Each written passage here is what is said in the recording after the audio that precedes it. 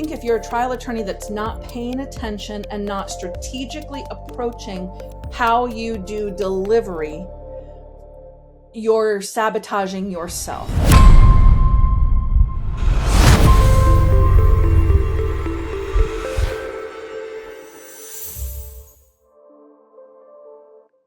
Welcome, everyone, to the jurytrial.com podcast. Today, we're joined by Kristi Foster of Foster Your Voice. Kristi is a vocal coach, but she's someone that I use for way more than vocal coaching. I use her really as a trial consultant.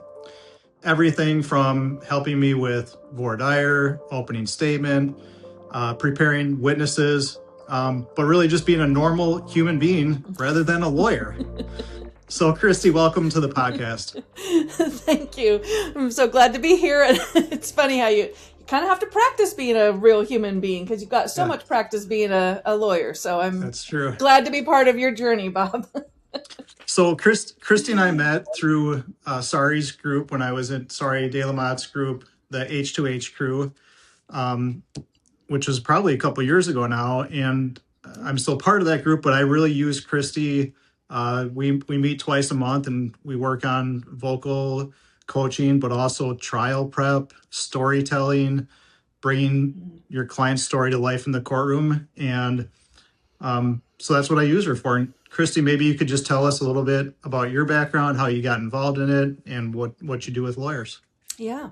Well, I come from a music and theater background, so I didn't know anything about lawyers or the law, really. I followed the law, but I didn't really know it before I began working with Sari. So I came from running a theater company, having a active, vibrant voice studio for singers, for musical theater artists. And then when I left the nonprofit world, I began working with Sari De La Motte, who you've already mentioned, working with her and working for her as she created her From Hostage to Hero program. And then she would bring in mock juries to work with trial attorneys that were coming in from all over the nation. And we'd spend 4 days working with them. And she would have me do some breath work with them or a vocal warm up. And then as I would sit in the back of the room watching their mock juries happen, I'm being paid to be there. And so I'm wanting to be interested. And I found myself kind of spacing out or just being distracted. I'm like, they could really use some vocal help, something to just kind of tantalize my ears, keep me engaged, help me learn better. And so I kind of had that idea rolling around in my mind. And all of this was happening live. And then pandemic happened. And Sari, out of the blue, at one of our mock juries said, hey, if anybody wants some help with this, talk with Kristi. She could coach you online. I thought, what are you talking about? I've never done that online. Thanks for volunteering me. Yeah, great. But with the pandemic, everything went online. And so that kind of started me doing private coaching of trial attorneys and transferring all my musical theater skills over to high stakes communicators, speakers. And so that kind of started it. It was Sari's big idea, and I just ran with it. And now when I completed my work with her, then I've been full-time in my voice studio now, Foster Voice Studio, working full-time with trial attorneys all over the nation myself and doing these twice a month sessions that you and I do, Bob. Yeah. Well, and what you mentioned really about the theater background and that kind of stuff, really, I mean, as a trial lawyer, that really is ultimately what we're doing. All of this preparation and everything we do is to get into the courtroom, and it is like a theater. You're performing in front of people, and that's where we have this kind of conflict, I guess, where you've gone to law school and for 3 years you've studied and read books and you're all about a logical process where it's kind of monotonous. You know that you and I work on my monotony in my voice a lot, but that's sort of what law school does to you. It takes you from this normal human being to I'm this logical thing and X, Y, Z equals this. And that's boring. And when you get in front of a jury, you lose that attention, especially nowadays with social media and TikTok and Instagram. No one has that attention. So as lawyers, we really need to figure out how can we make our story simple and engaging? And they don't train you for that in law school. And that's why I think every lawyer should be doing what I do with you, and twice a month, working on your voice, working on story.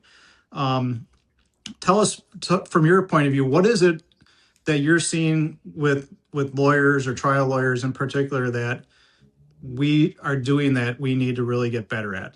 Yeah.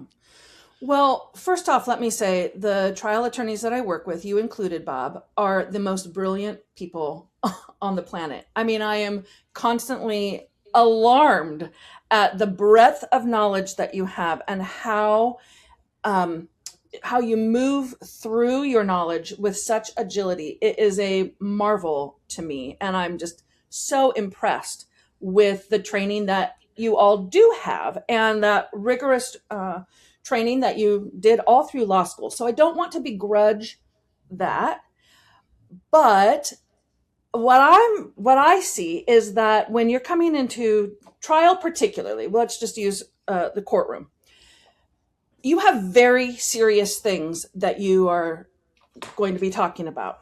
And so more often than not, attorneys put on their very serious voice.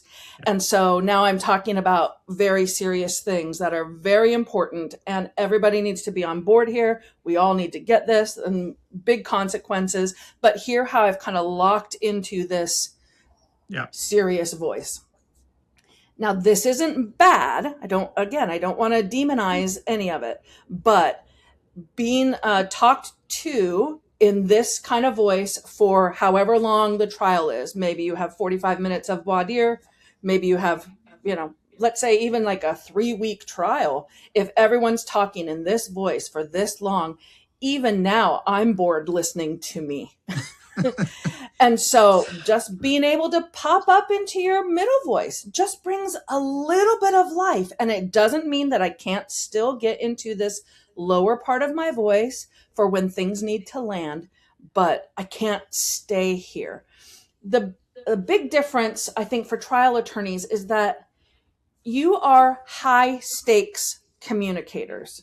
Yeah, it's high stakes in that there's, big amounts of money involved. And for some people, there's, jail time and criminal kind of things, a different section, but that's high stakes.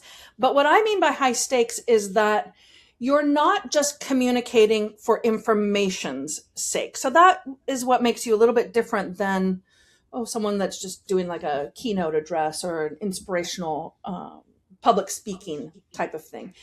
You're communicating with that in mind, but you also want to inspire people to take action on the information that you're giving them. And those are two different parts of a cognitive process. Mm-hmm. So we receive information and can process information through our hippocampus, and that connects with our amygdala, kind of the habit part of our brain, the schemas that we already have in place, the way that we move through the world. So hippocampus and amygdala. Okay, great. We got the information in. But decision-making happens in the prefrontal cortex. And so how do we get the information from one place to the other? And my suggestion is that we do that through infusing meaning, creating vocal emotion, not emotionalism and not feeling emotional, but creating emotion into the words. Right. So that then people can relate to it, interpret it, ruminate on it, and connect it to various parts of their life and really get this cohesive, tangible experience where they're learning and they understand how to take action. And so that's really where I'm coming from with my work with trial attorneys, is to honor that you're high stakes and help you get your very important information to the places where jurors, of which I would be a normal, everyday juror person. I'm not coming from a law background. Right.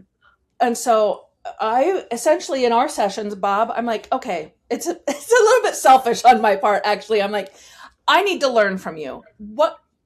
How can I help you be a better teacher so that I can be successful? It's really all about my success in our sessions. But as a juror, Yeah. you want them to be successful. So that's a long-winded approach to what I see, particularly as the problem with trial attorneys, is you bring all this earnest um, seriousness and all your Yeah. years of training into it, but none of that matters if your jury can't understand you, Right. can't retain what you're saying, and then can't take action on it. And I think you're right. As you know, as you were talking, I'm thinking one day I might be working on a medical malpractice case where I have to learn all of the medicine and figure this out and know more than the doctor. And Yeah. then the next day I might be working on a truck case and now I have to read all the regulations and know that. And I think as lawyers, what happens is you want to go into court, you want everything to be perfect and you want to be able to say everything perfectly. And then you're in your head. And what happens is when you're in your head like that, you become flat and monotone and you don't have those highs and lows.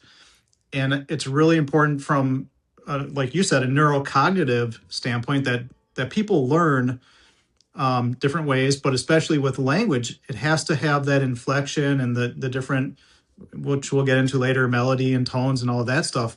Because if you're just up there conveying information like a robot, they're not going to understand what's important or what the words mean and and there's so much to it as a lawyer that we miss out on by not practicing that. And that's one thing I've learned with working with you is it doesn't take a lot. For you to be better It's than very someone in the subtle courtroom. differences. Yeah. Yeah. Well, and let's go back to what you shared earlier about the courtroom kind of being like theater. I think a lot of attorneys are hesitant to do vocal work because they don't want to be perceived as putting on a show or having it be inauthentic. They just want to show up as themselves and Right. create connections and have rapport and feel like people get them and they get the jurors. All that's well and good, but when you see good theater, when you see good acting on the screen or Yeah. TV or in a theater, it's just good communication.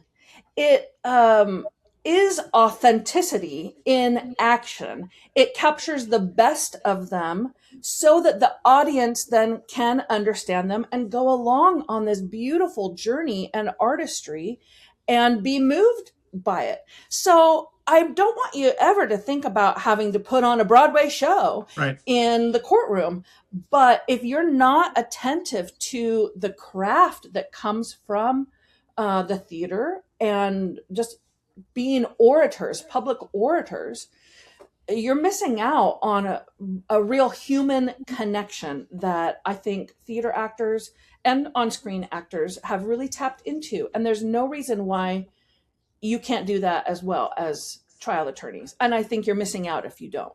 Well, and it brings me back to if you want to be the best football player, basketball player, Olympian, you have to practice and you have to go through those. You don't just show up at the event and like I'm going to be authentic and win this Here we go. race. You have to have those skills, and that's Yeah. what's important. That's why I joined Sari's group because I forced myself to go and talk in front of, even though I was a lawyer, force myself to talk in front of people, do those things, work on the voice. Because when you get to trial and you haven't done that work, you're going to be afraid, you're going to be stressed out, and then it is going to be flat, and you're not going to have that range. And we talk about that a lot when we do our coaching.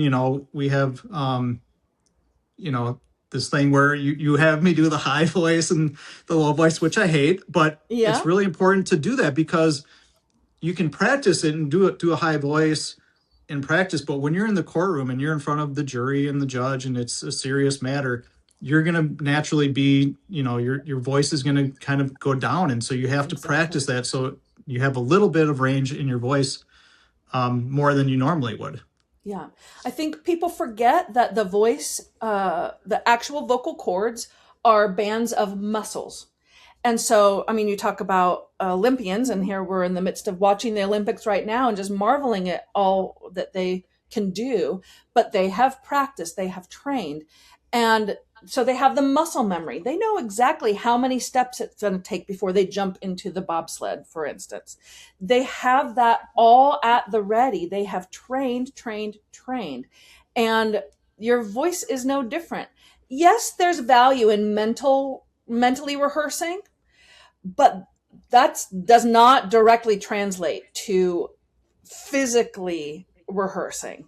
And as we say in our sessions, Bob, you know that if this is your performance level, you actually have to practice above that because, like you say, nerves kick in. You can't help it. Even if you feel totally confident and you're not nervous, the situation you're in is fraught with nerves. It's high stakes. So if this is performance and you have to practice above, because when nerves kick in, everything reduces.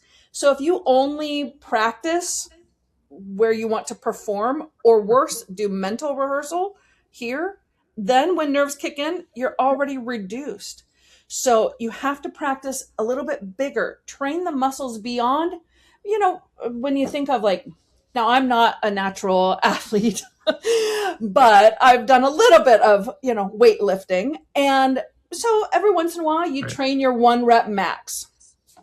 You're not doing that all the time, but you know what your capacity is. You train that max so that your daily, everyday activity is more agile, is more at the ready, is more flexible, is more strong. And it's the exact same with voice. We're working with muscles here. We're working with muscle coordination, not just the vocal cords, but the whole breathing mechanism. It's using speaking is a full body activity. And we forget that. We think, oh, it's just from right here. No, it's your abdomen and your diaphragm and your posture, your skeletal structure. And then there's the whole mental aspect. I mean, it's a wild instrument that you're just winging it. Yeah, right. I just don't think anybody that is at the top of their craft in whatever industry, they're not just winging it. They're going in with strategy and they've trained it. And so when I first began working with trial attorneys, I was shocked at how little information there is out there. And many trial attorneys have never attended a workshop on vocal training or have never worked with a vocal coach. And I thought, you speak for a living. How can you not? How are you not paying attention to this?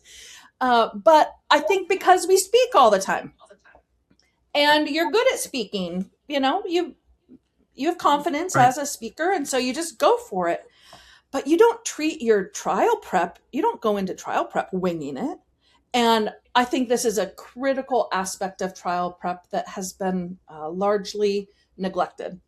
And so you're wise, Bob, to have hooked up with, and it doesn't have to be me. I mean, I love our work together, but I think if you're a trial attorney that's not paying attention and not strategically approaching how you do delivery, you're sabotaging yourself. Because it doesn't matter how good your case facts are or how clearly you've put together your content and how strategic that is. If your jury can't understand you, can't learn from you, doesn't trust you, doesn't think you have credibility, all of that is for naught. And who cares about any of that? It has to land with the jury. I think there's a natural tendency for trial lawyers to spend a lot of time focusing on the substance, on the content, as well as presentation. A lot of trial attorneys spend a lot of time fixing their slides, getting their colors right, getting the font size, making sure their PowerPoint is going to transition nicely into these different phases of opening statement. And I'm curious, as somebody who's, I'm sure, observed dozens, if not hundreds, of focus groups and watched attorneys get up and practice their opening. When you mentioned that you work with Bob on bringing his voice high and bringing it low, can you speak a little bit to the different moments during opening statement or the different phases when you might want to go higher, might want to go lower, might want to go faster or slower, and how that plays into effectively communicating with the jury? Yeah. Well, okay, I'm going to base this kind of off of the opening template that I know Sari uses, David Ball uses, where you have Mhm. teaching and storytelling and challenges and all that. So with teaching, it's about being approachable and helping people gain confidence in acquiring knowledge. I always suggest that you really be as patient as you possibly can be during the teaching section. Take as much time as humanly possible to do your teaching, and let that be a time when, with your voice, you try to make this pretty dry information that you've had to learn all about. You have to make it seem like this is the most exciting information that you're going to get. And I'm excited to tell you. And I know you're eager to learn it. And together we're going to create something that is retainable and you can really take in and internalize. So really taking your time and using a lot of this kind of middle voice in a teaching section makes it easier to hear. It helps demark the kind of key points. So you've got your outline that you're working off of, and here's point number 1. Now here's point number 2. And now here's point number 3. Instead of here's point number 1, here's point number 2, here's point number 3. We just hear that differently, And so being able to bring a lot of physical energy, a lot of vocal energy into a teaching section, I think is really critical, and really taking your time with that. When you get into storytelling, this is where a little bit of some theater is helpful. And this is where I talk a little bit more about emotional currency. And so let me explain what I mean by emotional currency, and I'll come back to this path if that's okay.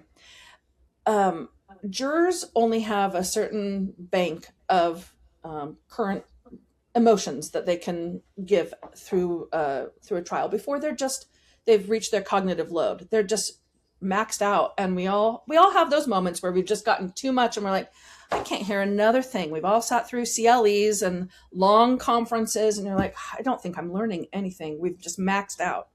So we have a finite amount of currency we can spend.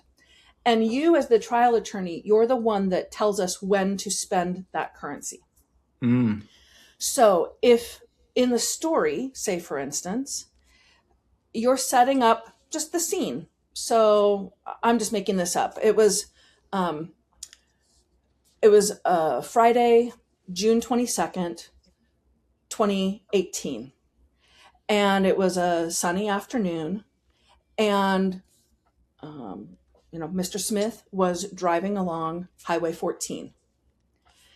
Now, nothing that I've said in that little segment, nothing about that was dramatic, but I bet you're already kind of braced for it, because I set it up vocally as it's June 22nd, 2018. It's a Friday night.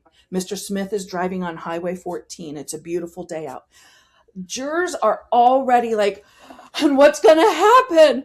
And so they're spending emotional currency, and nothing bad has happened yet. Everything you've said is just totally benign. It doesn't require me to spend, and yet you're asking me to spend. And then I'm not going to have that currency later when I need to get pissed off about what happened in the story. So instead, it was a Friday, June 22nd, 2018. Mr. Smith was driving down Highway 14. See how that just kind of lifts and doesn't require as much of your jury in that moment. So when you can, keep things light and don't make them spend their emotional currency before they need to. We all know something bad is going to happen. We're sitting in a courtroom, for crying out loud. So we know it's not that it's making light of anything, but this is where that gentle communication that is frequent in the theater and in movies that we watch. I mean, every show that you watch that you love has some kind of reprieve. It can't be 2.5 hours of like, oh my gosh, knuckling it the whole time. And we just can't handle that. We tap out and then we can't receive the information anymore. So in opening, when you get into your story, being able to craft those emotional beats. Where do you need the jury to spend their currency?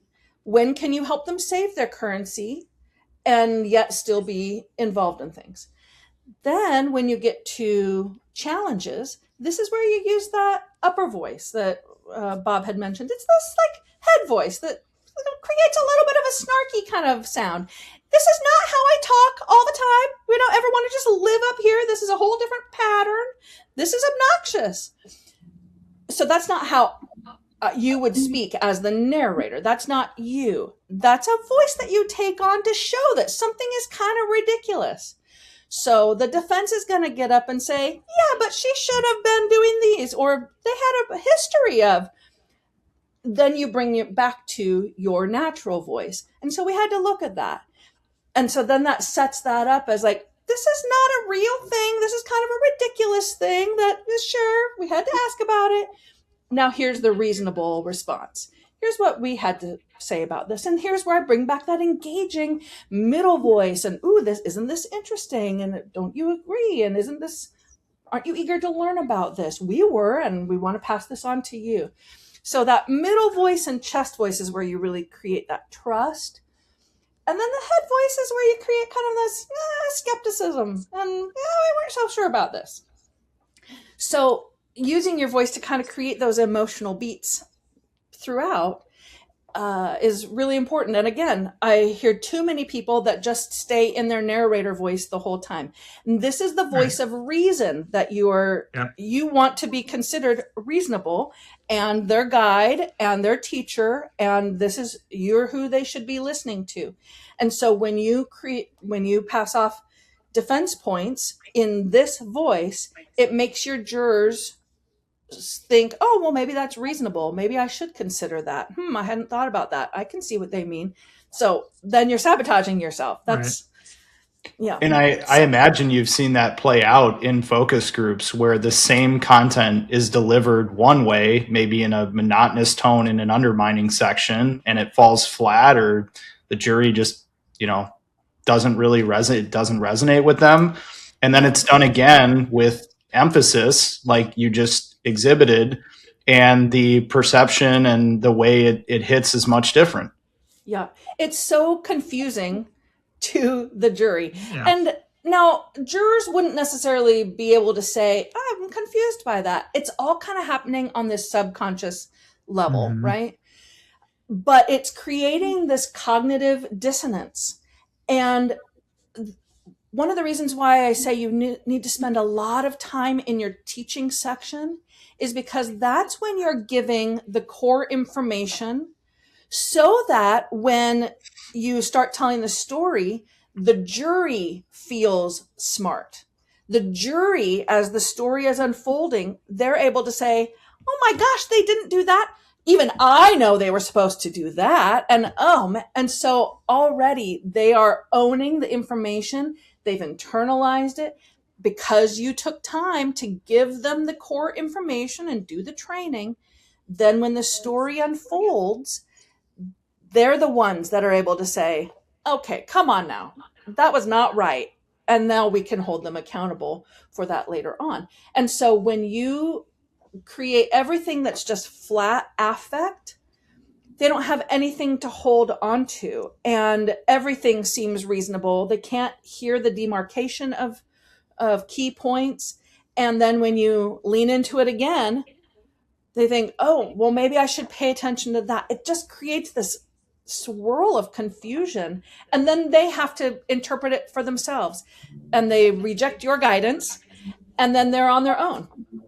And they're going to go ahead. Sorry. No, sorry to interrupt. I was just, when you were talking about that, it made me think back to, the teaching section and how most lawyers are probably thinking you're going to give it, like you said, in a narrator voice.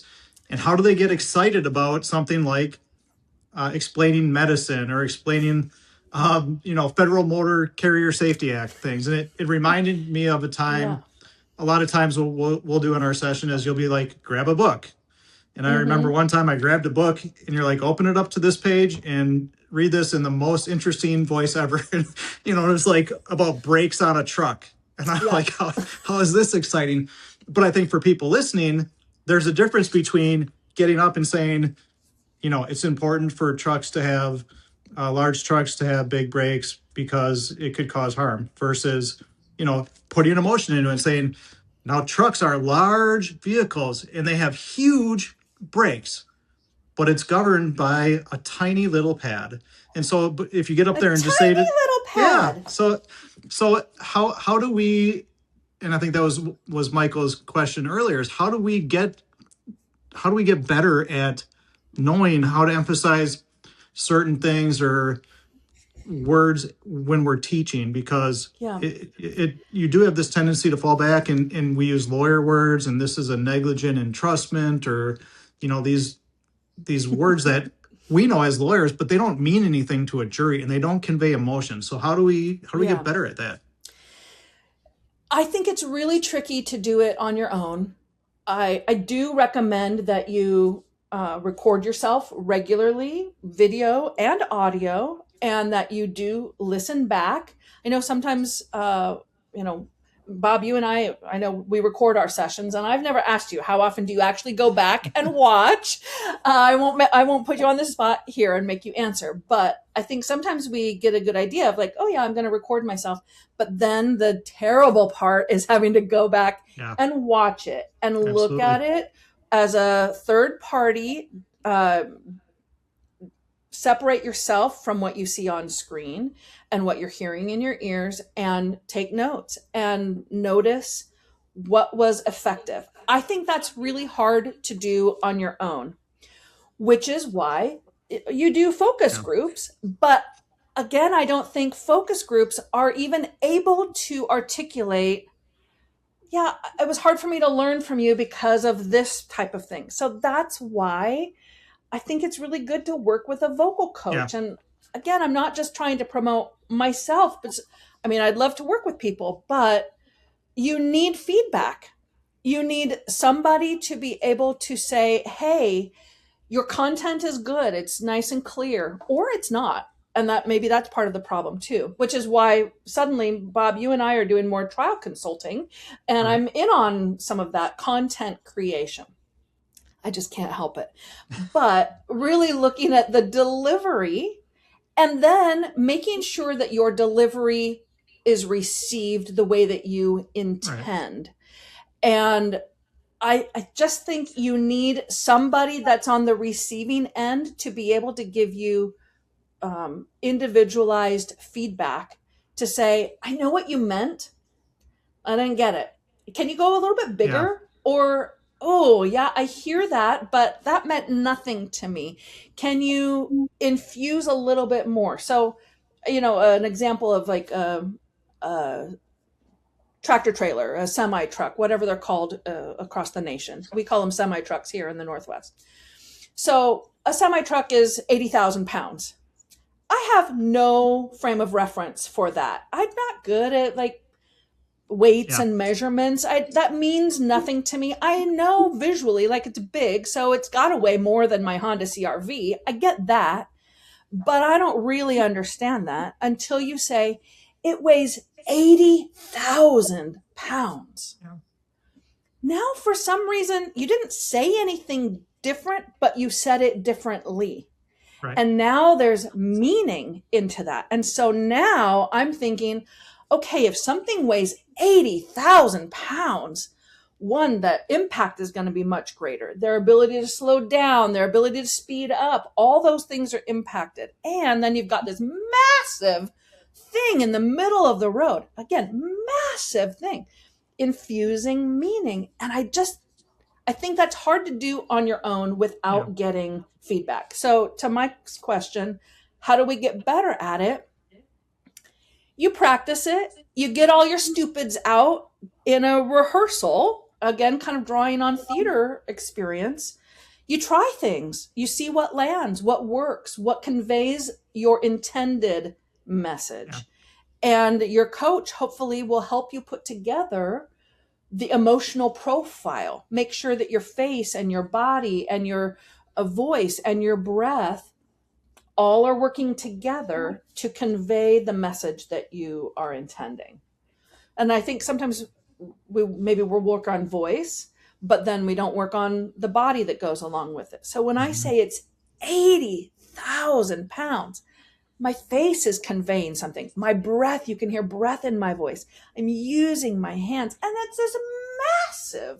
I'm using my face, my body, my voice. It's a massive machine. That's infusing meaning to help your jury understand something that they have no casual information about. I don't go around just talking to my friends at coffee about semi trucks, or birth injuries or work safety protocols. Like, those aren't just casual conversation over a latte. So helping me internalize that language so that then I can kind of live in it. And I think the danger is that so many attorneys report. They just tell the information. Yeah. Yeah.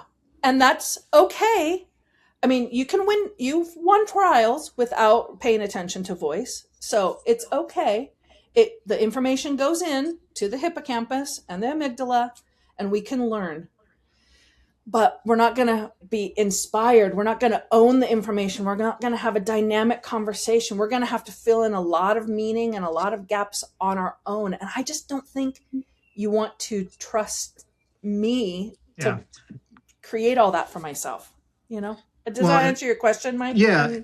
And I think as lawyers, at least how I started doing it, is you write your opening statement, and then you go and you read it, right? You read it over and over. But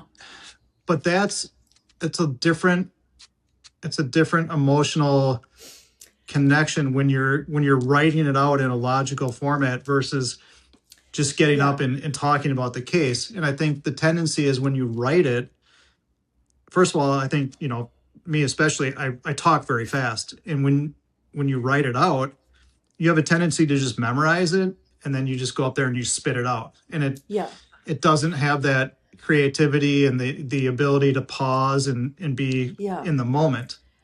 Now, I don't necessarily think there's anything wrong with that. I just don't think it takes the extra step. So again, thinking about actors and the people that we know and love on the big screen, they're not improvising that script. They have memorized a script, and they have no shame in that. They have a script has been written and they have memorized it. That's the way of it.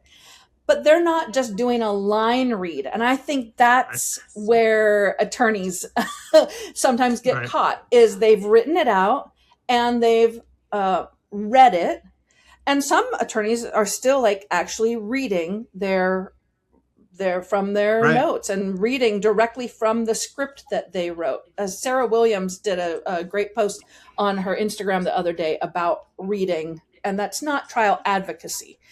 Anyway, check her out if you're not following Sarah Williams already. She's brilliant. But I don't have a problem with the writing and the reading and the memorizing. The step that's missing is that you're not taking into consideration how people learn. You're not considering the jury and the cognitive process of learning. And so again, you are brilliant. All of you trial attorneys, you are well versed in writing and reading and high language, and you're very efficient. You do so much reading. You're speed readers, and you grasp the information for yourself. And so, Bob, when you and I have done these kind of reading exercises where I force you to, read from the Federal Motor Safety Carriers, handbook, and it's really dry information, you read and it makes sense to you. But as someone who is not familiar, has no schema for this information, the way that I receive it auditorially versus visually is totally different. And remember, Yeah. 65% of people are visual learners, and yet they're being forced into an auditory process. So that's why I say take so much time when you're teaching, and don't just report information and don't go fast, because I'm having to create, as you're speaking, I'm creating my mind movie. I call it. I'm creating something visual, even if it's just an outline. I'm tracking all of that, and I'm creating a visual tool for myself that I can use later in deliberations. I'm going to have to draw on something visual. And so I'm creating that for myself. You're helping me craft that. And so how you read, when we read by punctuation. We pause at commas, we pause at periods, or, punctuation. When we're receiving spoken word, you kind of have to ignore punctuation and do it in cognitive chunks. So you speak in smaller sections, pause every few words in order to give people the time to process. We can either gather information or process information. We don't do both at the same time. And so if you're making me gather, and then you pause, now I'm processing. Oh, now you're making me gather again. Well, what happened to this chunk? I missed that. Yeah. Or I'm going to fill in the gaps, and I've just made up an entirely different thing than what I think he said. No. So learning how jurors learn is the missing step. Again, I don't mind you preparing by writing. I think there's lots of really useful, science has proven this to us, that we value writing things out. We learn for ourselves when we can write it out, and then reading it and even memorizing it, but memorizing it not as a written word, Right. as a spoken word. That's a totally different approach. And we know this to be true because as you were talking, I was thinking about experiences I've had where I've read a really, really good book that had like incredible content. And I would suggest it to a friend and I'd say, oh, you should read this book. I got so much from it. And then they would say, well, I started it, but I just couldn't get into it. And I'd say, well, why? What was the issue? They go, oh, well, I was listening to it on audiobook. But I just couldn't, I didn't like the speaker. I didn't like the pace, and same content, different delivery. So we know that to be true in real life. It really matters, how you're hearing it and where the pauses are, how the tone is, what the volume is like. I'm curious too, because a lot of lawyers, I think they know generally, if I'm going to focus on my voice, my presentation, I should really be looking at opening statement. That's obviously very important. It's not your first impression, but it's your first shot at really teaching them and giving them more information about the case.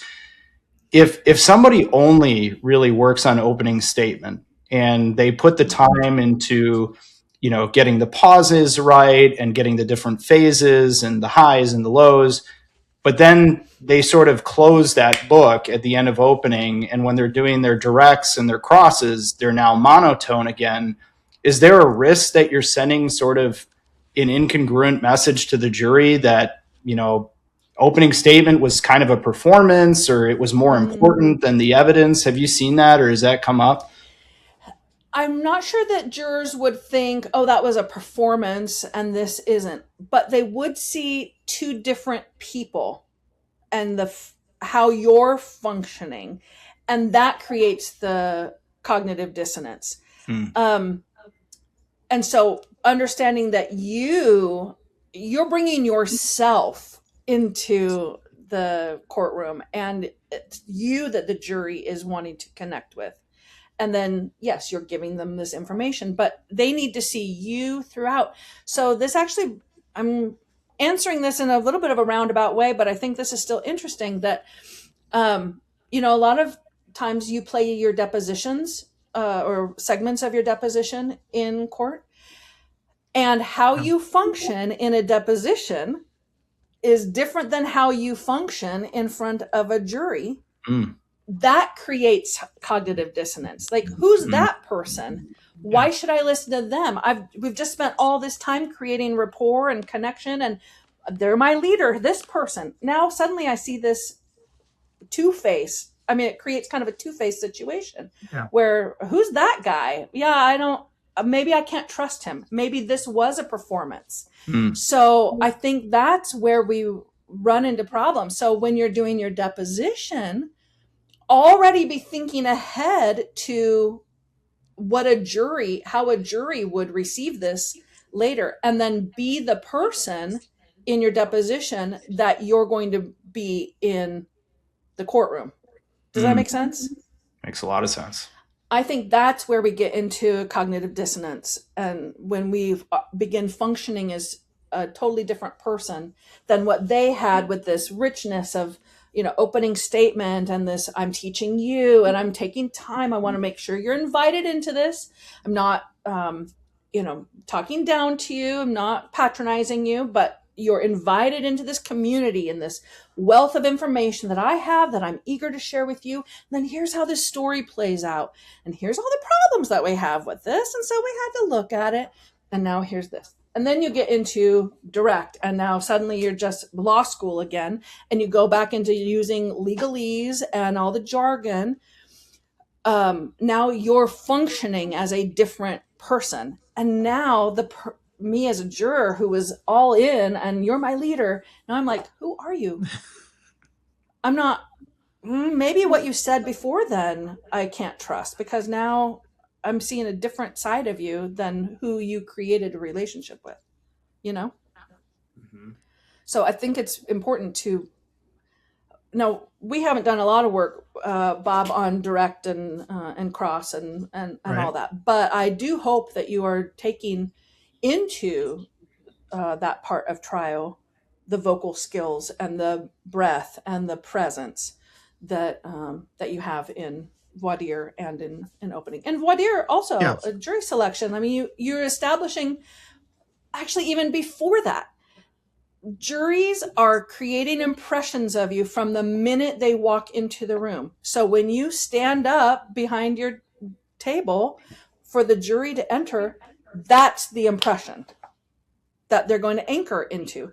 So creating, a neutral but pleasant expression, being grounded in your breath, looking like somebody that they might want to learn from, as opposed to thinking about, okay, I'm just kind of biding my time here. See how I'm now, my face is, I'm just thinking, this is just my thinking face, but now I've created an RBF, and who's going to want to learn from this, but this is their impression. And so now you have to earn your way back into, like, oh, here we are, Yeah, I think definitely, from the work we've done, although we haven't specifically done directs or crosses, it for sure bleeds over into that, because when you're in a deposition, you're going to just automatically now be thinking about the words you're using and give them that emphasis.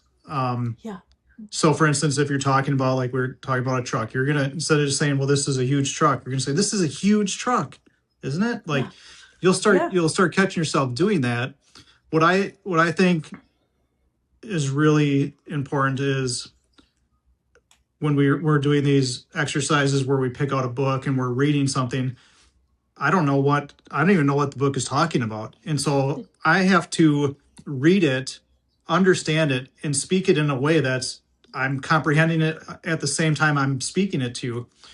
Which what helps about that is then when you get in the courtroom and you have to read from a deposition or read from an article or whatever it is, now you're using that emphasis in the courtroom versus being some robotic lawyer who is just saying, reading from a deposition, isn't it true that you did this? Like, you're going to use that emphasis in front of the jury where they're going to now be entertained and in tune to you versus just, this is just some part of the trial that I don't really need to pay attention to because it's boring. Yeah. And sometimes when we've done, we keep kind of going back to this reading exercise. We do a lot more than just reading exercises in coaching, but Well, it's good to kind of break this down. When you're doing kind of this reading exercise, sometimes it requires you to summarize or use different words to explain to me so that I right. understand. But sometimes you can't do that. You have to use the exact words Yeah. that, because those are being entered into legal record. And Yeah. so you have to use the precise words. So sometimes it's just about infusing meaning into hmm the precise words to help me get the gist of what that means. Yeah. Well, and that goes back to what you were just saying about legalese. That's a big Mm-hmm. problem that as lawyers, I can call up another lawyer and say, "Oh yeah, this case is about this," and I don't have to do it in You don't have to a translate. different Yeah. voice. Yeah, because they know what I'm talking about. People on the jury have never been in the courtroom, never had to go to Yeah. court, don't know what a deposition is, but we go in there and we're like, "Oh yeah, we took a deposition, and you're going to hear that he's contributorily negligent because of X, Y, and Z," and we know, What? but they have no idea. And so, Yeah. um, And how I want to do be really clear, like, it's not because they're dumb. I want right? to, it's really important that trial attorneys don't just start talking down to people and dumb it down. The intention has to be that you are inviting them in and you're trying to build a community with them.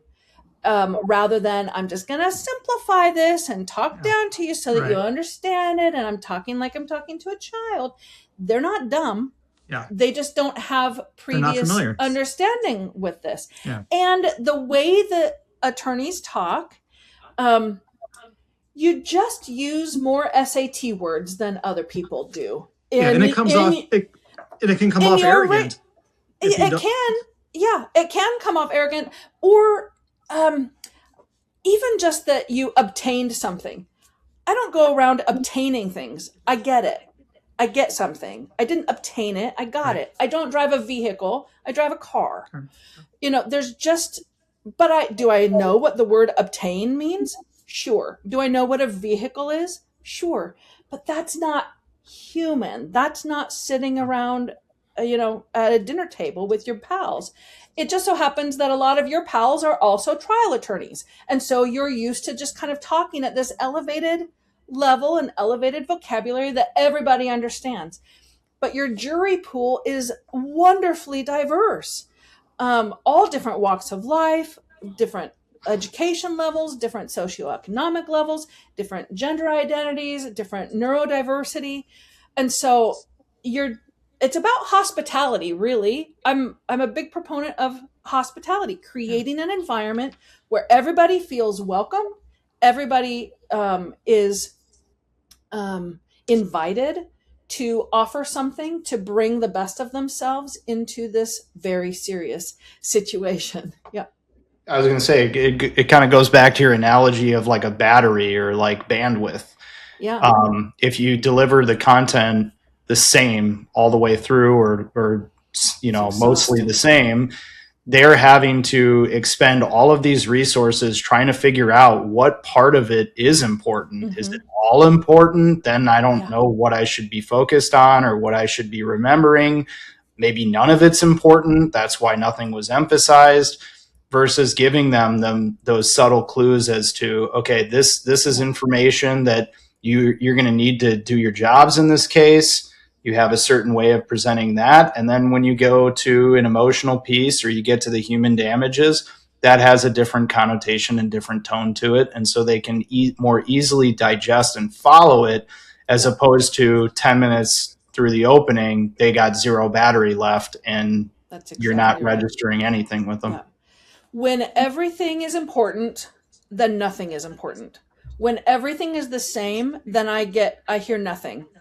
I often say, if people think they know what you're going to sound like, then they think they know what you're going to say, and therefore they no longer have to listen to you. Yeah. And that's not because they're rebellious or that they don't want to listen. That's just how brains work. Brains are there to seek pleasure, avoid pain, and expend the least amount of calories as possible in order to keep you alive. That's what brains are doing. That is the sole purpose of the brain, is to keep you alive. And so it wants to expend as little energy as possible. If you give them a pattern of what you sound like, then their brain can start filling in the gaps of what you're going to say. And then it can take its much needed break. It can rest and it doesn't have to listen to you anymore.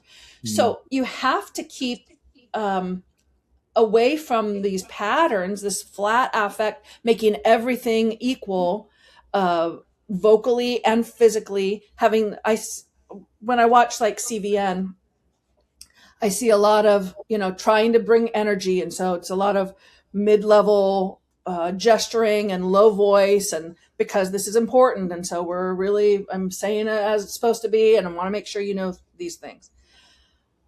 I've already tuned out. It's just exhausting. I can't follow. And now if I was called to jury duty, I think of myself as a lifelong learner. I'm an eager participant. I'm a front row seater. I'm a take notes kind of person. That's just how I am. And so I would be going into jury duty wanting to do my best. I'm going to be the best little juror you've ever seen.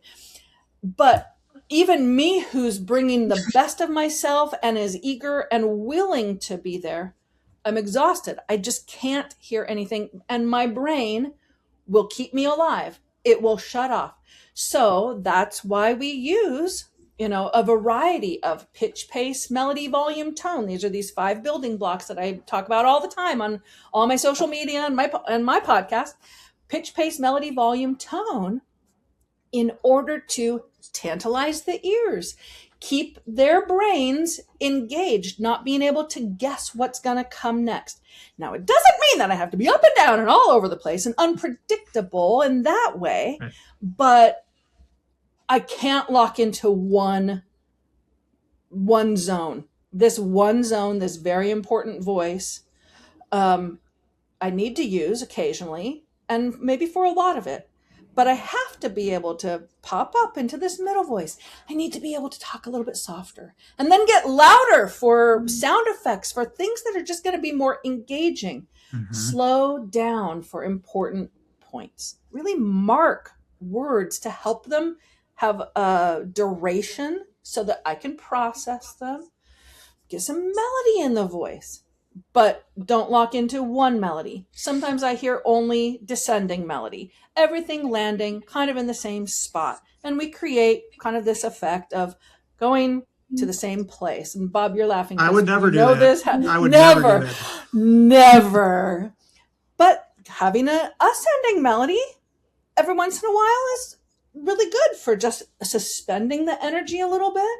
And then you can kind of land things. So creating this vocal range that then works with your face, with your body, with your breath. Again, that emotional profile to help jurors learn. I think my approach, kind of the lane I'm finding myself in, is I really feel for jurors. Again, it comes back to I'm selfish. I would be a juror. So what do I need from you in order to be successful?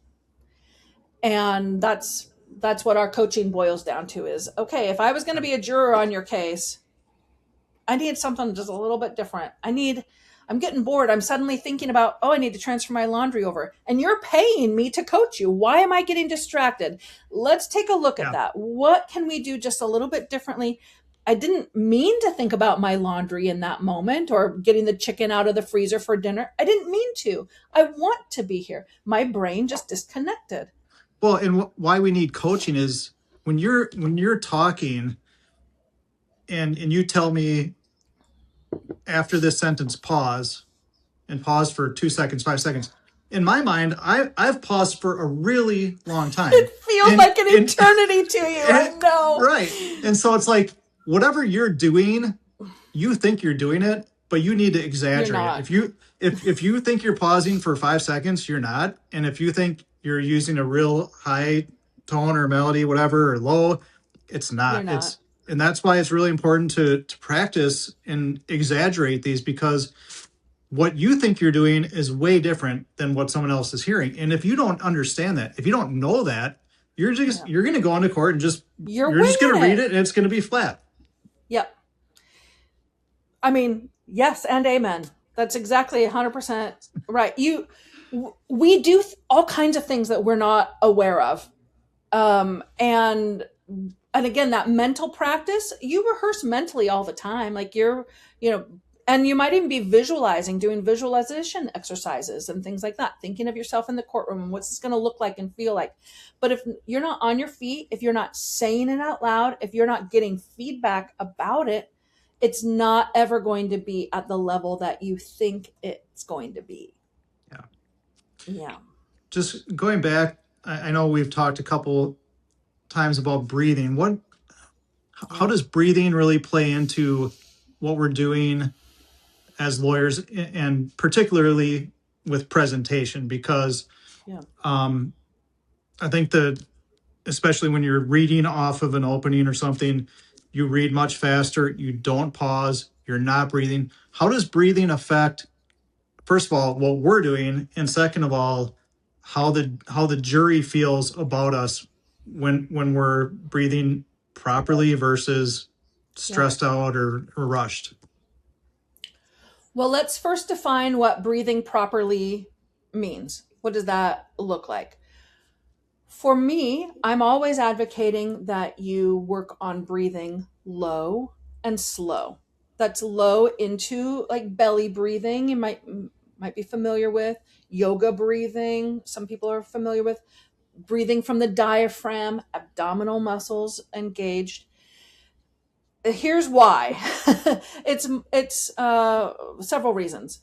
This is all about nervous system regulation for you and for the jury. So when you breathe low and slow, you're activating your parasympathetic nervous system. That's your rest and digest. That's where critical thinking can happen and where you can really take your time to understand something. When you are breathing high and shallow, just short, high breaths, that activates your sympathetic nervous system. That's your fight or flight. Now we need that sympathetic nervous system for our get up and go times, like when I'm getting ready to exercise or when I just need to sit down and crank out some work. I need that sympathetic nervous system at the ready. So we don't want to despise that. We want to use it effectively. But when you are in that revved up sympathetic nervous system, you're breathing high, that's going to create an imbalanced nervous system for you. But jurors have mirror neurons. So lucky us, they will model that same kind of breathing as well. And so now they are in an activated fight or flight. That's not where good decision making or good learning happens. I got to get out of here. A tiger is chasing me in the jungles. Our brain can't differentiate between real threat and mental threat. And so when their nervous system is revved up for too long because of how you're breathing, they're going to do whatever they can to get out of there as fast as possible. And most of the time, that's probably not going to be a verdict for your client. That's going to be a quick defense verdict. So you regulating your nervous system helps them regulate their nervous system. So that's a hugie. That's a big deal. But when you think about where your vocal cords are, right? They're in your throat here. When I breathe high and I activate all these accessory muscles, the intercostal muscles in my shoulders, I'm tensing all the muscles that are right around my vocal cords.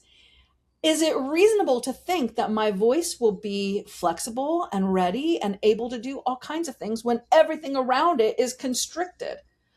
That's not reasonable. Yeah. The answer is no, that is not reasonable. So learning to breathe low gives better access mechanically for your voice. Now that's kind of the technicality of how to be speaking with freedom. But where that comes into play is I'm just now incorporating into my voice a little bit of this vocal fry, a little bit of this rub. Can you hear how I added that into, there's just this little friction. And a lot of people talk like this all the time because they're disconnected from their breath. That's going to make me have to release my breath before I can breathe again. So now I'm creating this aerobic activity. Now I'm going to start breathing high, elevated sympathetic nervous system, jurors, elevated sympathetic nervous system. Everybody is stressed. Whereas if I can connect with my breath, breathe low, hear how much warmth that now provides for my voice. And now I can really access it. I can go up way up high and back down into low. I can go louder without pushing to get louder and without creating strain. Because then when you create strain, then your brain says, your voice says trauma, trauma. Your brain says, I will save you. I will send phlegm to protect you and to coat everything and calm you down. So then you're clearing your throat throughout and then you're in disarray. You're just losing control over and over and over again. Just breathe. Learn to breathe low. Use the pauses. Incorporate a lot more pausing and breathe during that.